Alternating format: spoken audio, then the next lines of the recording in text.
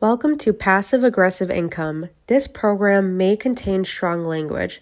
The content may not be suitable for audiences under the age of 17. We understand many of our listeners may not agree with all of our personal viewpoints. We in no way, shape, or form mean to be offensive to anyone. Our show notes will provide all of our source material included for each episode. Now let's get passive aggressive. Welcome back to another episode of Passive Aggressive Income. We are your hosts, Lexi and Mims. Today, I'm super excited about this episode because we haven't done a real estate podcast in a while, and we did so many of them right away in the beginning. So we're bringing it back this week, and next week we have two real estate themed ones, and this week Mims is going to take the lead. Yay, I'm super excited about this one because it's not really a a basic type of here's what to do. It's more of advice, and I think that it's going to be really helpful for people that are wanting to start. So what this episode is going to be dedicated to is all the excuses or barriers that people tell themselves to not start their real estate or any passive income stream in general, even when they are interested in it. So they have all these things that they build up in their mind and saying, I can't do it because of this, I can't do it because of that. And we're just going to target the most common excuses or barriers that people have mentioned to us individually and together. So let's start off with the I wish I could, but I have kids. So in episode 3, we covered one of the most common excuses. I wish I could, but I have kids. And Alicia Proft, our friend, was on that episode, and she talked about how all the complications and the blessings that she has received and gone through being a mom and being in the real estate game. We would like to reiterate our thoughts on this. So children shouldn't be a roadblock, but an encouragement to stack more money. They should be the sole driving force for you to do better, to set up your future, which means their future in the best possible way. So think of it as I'm doing this for my kids, not I can't do this because of my kids. And I think just changing your narrative and changing the way that you think about your kids and the future really is going to propel you to put yourself out there and set up your future the way you want to set it up. Yeah, and I believe we mentioned this in that episode also, but not only that, it's not only I should do this, to help set up my future and my kids' future, but I'm also teaching them valuable lessons because now they get to watch me, manage people and deal with difficult situations and find other ways that aren't just your regular 9 to 5, 40-hour week job to make income. And I think that's really, a really good way for your kids to grow up and see that and learn those things along the way. That's so true because my husband and I both came from families that do invest in real estate. And I think that that did open up the doors for us to start this journey. I don't think that we both really sat down with our parents individually and went over, how to invest in real estate or how to invest in stocks or anything like that. But I think seeing it and knowing that it is a possibility and it is something that people do really just clued us in, even remotely. So I think, yeah, exactly what you just said. Yeah, and I wish I had some sort of guide to have been growing up and be like, oh, like this is actually a thing that like people can Right. do. But thankfully we figured it out either way. But yeah, if you can set up your kids for success and be a resource for them if they are interested in something like real estate investing, then that's really cool. I agree. So now let's move on to the I wish I could, but I am too old excuse. So passive income can fuel your retirement. And if you believe you are too old to deal with maintenance calls or, tenant complaints, do what a lot of people do and hire it out. I have known a fresh out the gate 18-year-old and a seasoned 70-year-old person investing and managing rental properties. So different ends of the spectrum, still in the game, starting off their journey, or at the very end of their journey, proving the point of age is nothing but a number. There is no age limitation to the hustle. And if you are a mature person, it is never too late for you to educate yourself if you are interested in investing in real estate or just any passive income that you are interested in. So I don't like to hear that excuse, because I think that if you're capable of, at least doing a little bit of research, you can hire everything out. You don't even have to be hands on. You don't have to be the one dealing with that. And I think that age and really any of these excuses can have bullet points on why you can do it. You know what I mean? Yeah, and to add to one of those bullet points, I would even make the argument that if you are, retired or close to retirement age, it's actually a good idea for you to get into real estate, because then if you're not working, then you still have cash flow coming in and there's not that worry that you're relying on your previous savings, or, like anything could happen. And if you still have money coming in each month, then that's just another reassurance. Something that is less scary about retiring is not having an income anymore. Right. Right. Let's touch base on the I wish I could, but I don't have enough time. Another big one that we hear a lot. So if anyone understands and sympathizes with that notion, it would be myself, it would be Lexi. I think that you and I are kind of in the same, where we have a ton of things going on at the same time. We're always piling on things that we think that we can handle, and then we're like in the thick of it and we're just like, what the fuck? So Right.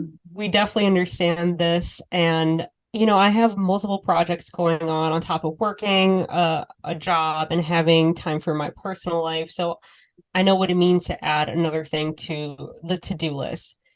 My husband and I use an Excel sheet that you can plug in all the numbers, including the percentage of a management fee. There are many different approaches with real estate, which is the fun and exciting part about it, that it's not just a cookie cutter way of a passive income. It's really a custom way of doing things. You can do it in many different ways. You can be totally hands off and just collect a check every month if you structure your investment that way. For example, syndications and being a silent partner, totally hands off. You don't have anything to do with the daily, management of it. Or you can be managing the property as we do, from the move-ins, the move-outs, maintenance calls, rent collection, paperwork, flips.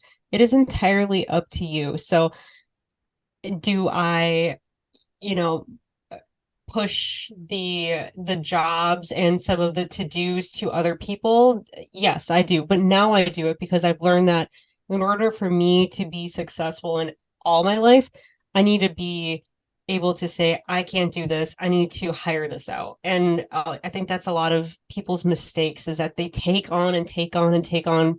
But you don't have to. You can hire a plumber. I'm not a plumber. I'll call a plumber. I'm not a rental person. I know that you are, Lexi. Yeah. But I don't have time and I don't have the skill, so I hire that out. The things that I know that I can manage myself, I take ownership of that because I want to. But if you don't want to, that's definitely up to you, and there's no shame in that. Yeah, I think it's such a big skill to know what you can take on, what is too much. And Mm-hmm. sometimes you might have some idea going into it and things could completely turn around. Like when I bought Mm-hmm. my first duplex, I decided to run it as an Airbnb, short-term rentals. I was, thinking like, oh, this is going to be fun. I'll meet some cool people and then I'll make money and I'll get to travel all the time. But actually, I was a slave to the reviews and I was a slave to the schedule, and I had to be cleaning it all the time every few days. And that was super not sustainable for me. So I ended up switching gears to do midterm rentals. We did a whole episode about that. So feel free to go back and listen if somewhere in between a long term and a short term is kind of what you feel like you can manage, then I think that's a really great idea.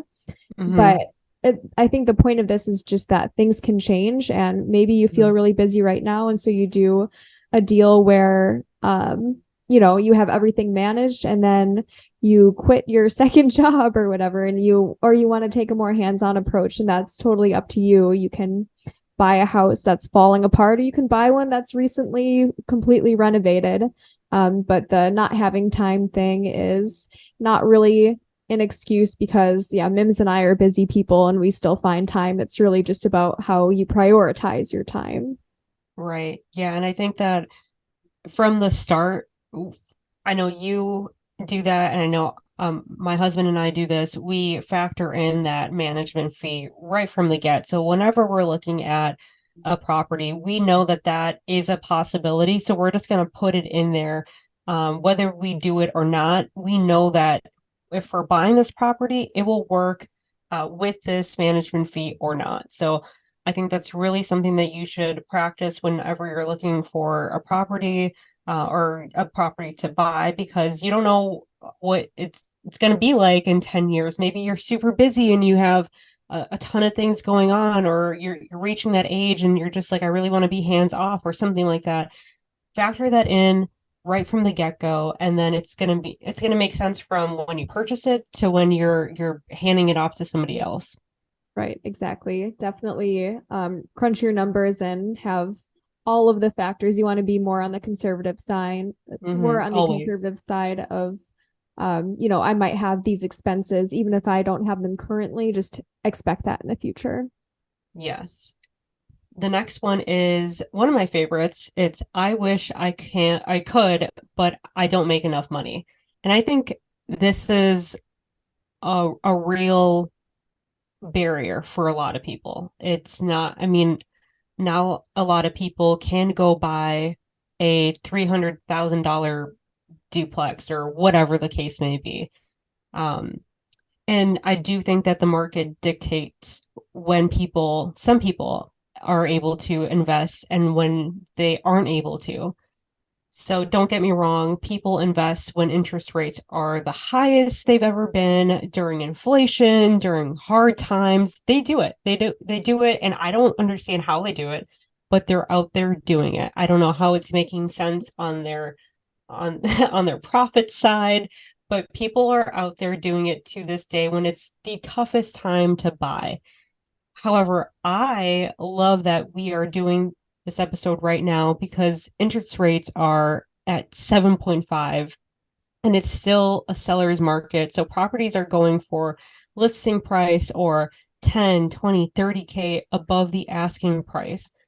It has put my husband and I on a halt when it comes to buying properties, because every time we go to our little calculator, none of the available properties make financial sense. We would either pay in to own the property or make like 50 to 100, which does not pay us enough to manage it. So for us, it doesn't make sense. And we refuse to buy just to buy. We're not one of those people that's just like, I'm going to add this to my portfolio because I want to, so that I have more properties. I refuse to be one of those people. I want to make money off of it because I put in the work. It's not like I'm one of those landlords that say, I need to get paid off of these people Mm-hmm. because I don't want a job or whatever.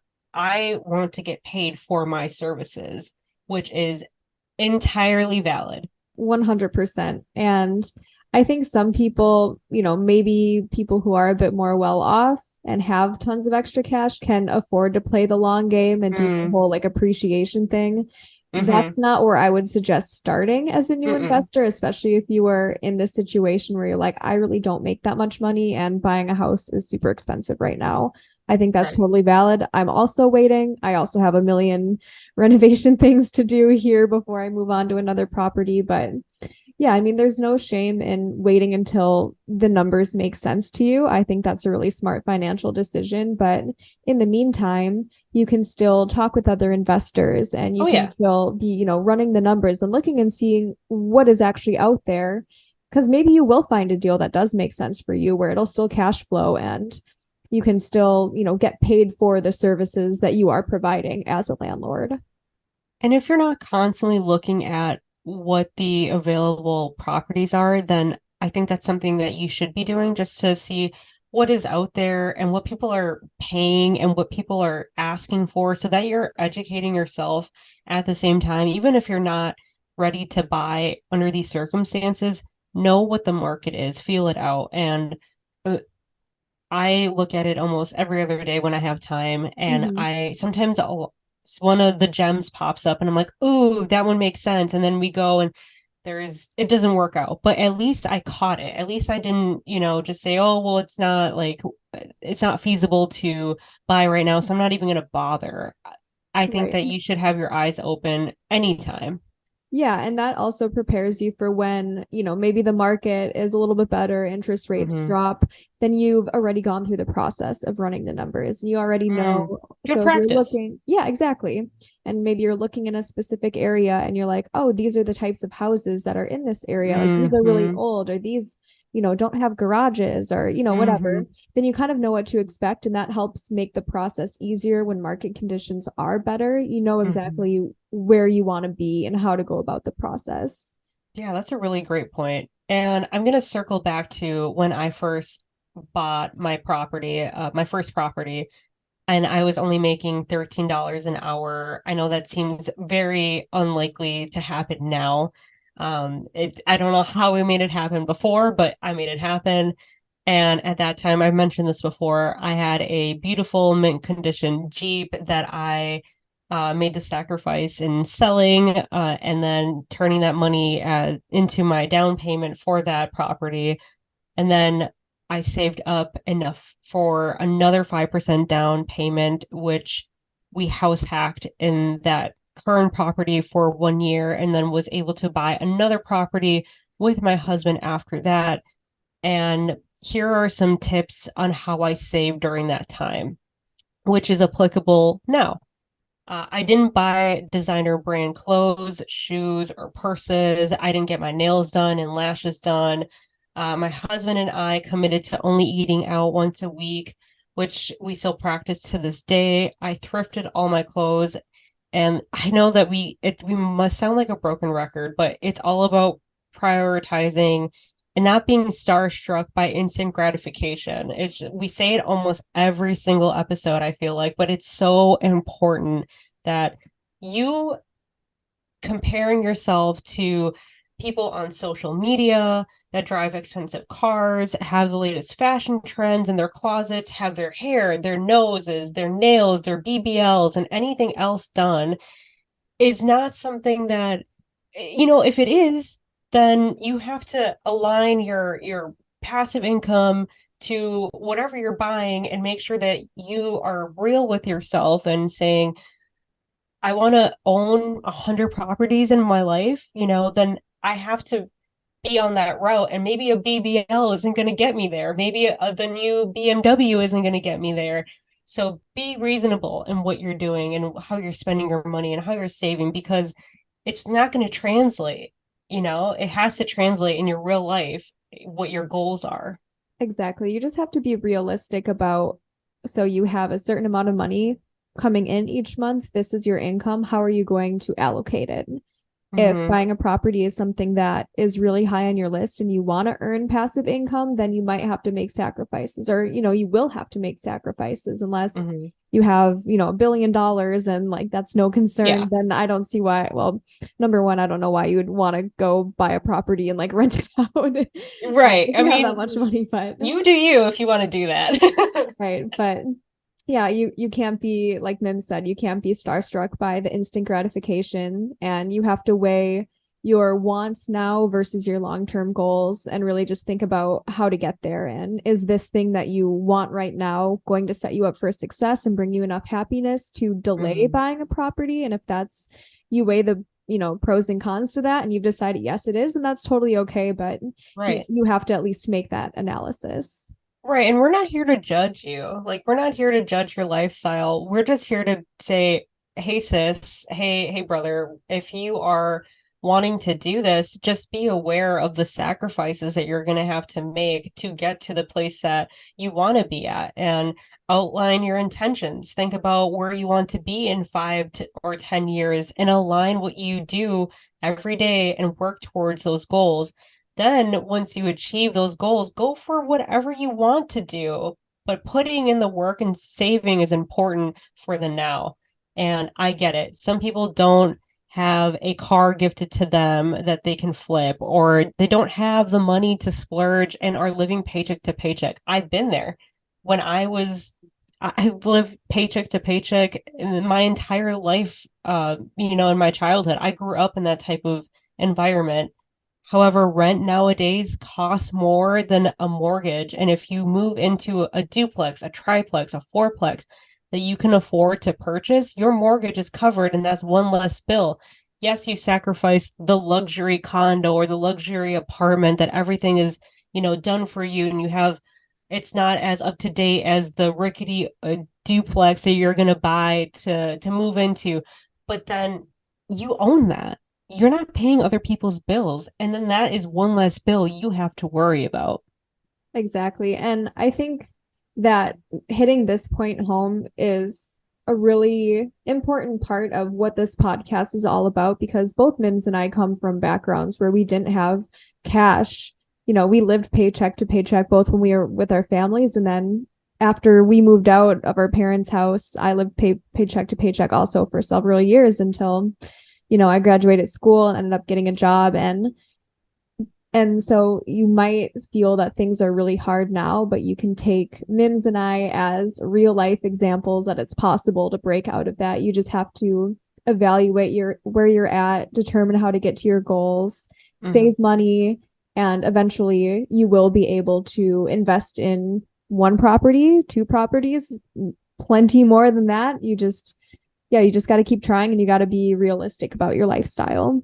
Yeah, and I don't want anybody to get the impression that we don't know what hard times looks or feels like.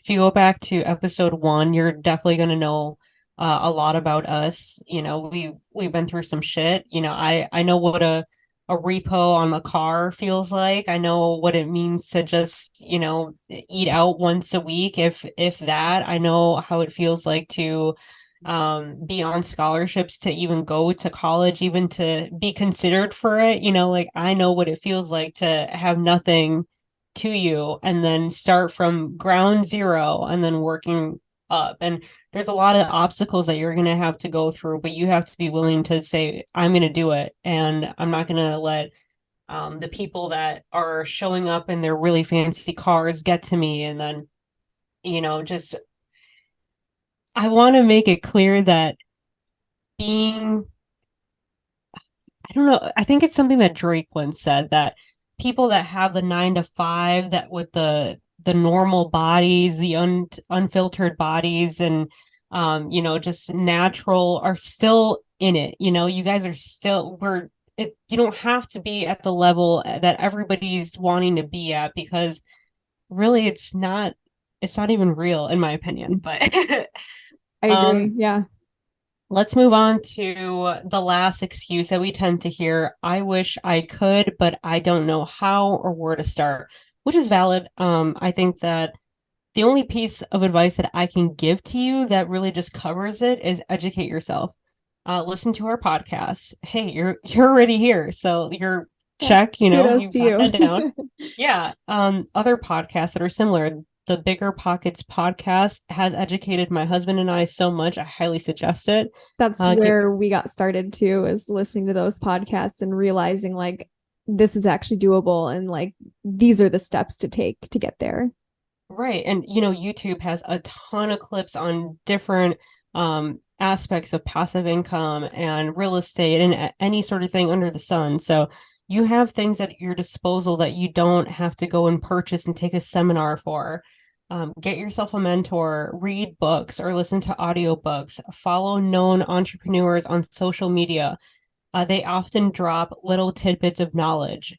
Shop around different financial institutions when you are looking to take out loans, to see what the terms are, what the are, and anything else before applying. You are not obligated, and I highly encourage you to not apply for different loans all at once. Make sure you are fully aware of the loan you have carefully selected before you go ahead and say, yeah, I'm going to apply for 4 different loans, and then your credit score has taken all of these hits. Like, do your research is what my bottom line is. And ignorance is not a valid reason to not pursue anything in life. I think that's key to know. Yeah, I mean, take it from, again, Mims and I not having really any guidance and Right. getting to where we are today. And that's by educating ourselves, talking to other people who are doing the same thing.